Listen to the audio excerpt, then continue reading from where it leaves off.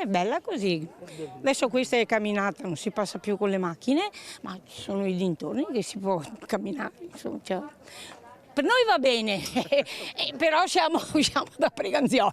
Però, no, ma Mogliano sta facendo delle cose bellissime.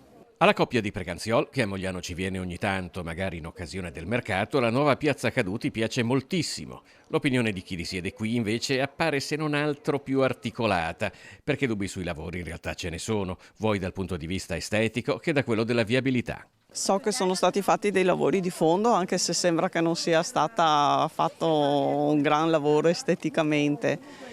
Manca un po' di verde e sento tanti che si lamentano di questo, però speriamo che almeno siano stati fatti. È tra quelli che si lamenta? Non più di tanto. Cioè, sono stati spesi tanti soldi. Sì, però è bellissima comunque. Era bella anche prima, però non mi sembrava ci fosse. Dal punto di vista della viabilità ci sono stati problemi anche da quel punto? Allora, io all'inizio non capivo da che parte dovevo andare con l'auto.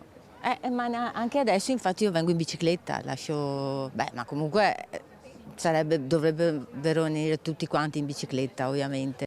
Ma penso che un po' di problemi di viabilità li abbia creati, però penso che un po' di zona pedonabile ci voglia in ogni centro cittadino. Lei ci è passato in macchina adesso, dopo che è finiti i lavori? Ci sono girato attorno più che altro perché non capiva come. Esattamente, ho evitato sensi unici e cose varie. Ma non aveva paura di prendere una multa? No, quello no, è che cerco di evitare quelle volte che passo, raramente. Ho capito. Ma bisogna prendere confidenza. Assolutamente sì. Segnaletica orizzontale e verticale mi sembra abbastanza chiara, almeno dal mio punto di vista. Perfetto, quindi. Sì, nessuna segnalazione sotto quel punto di vista.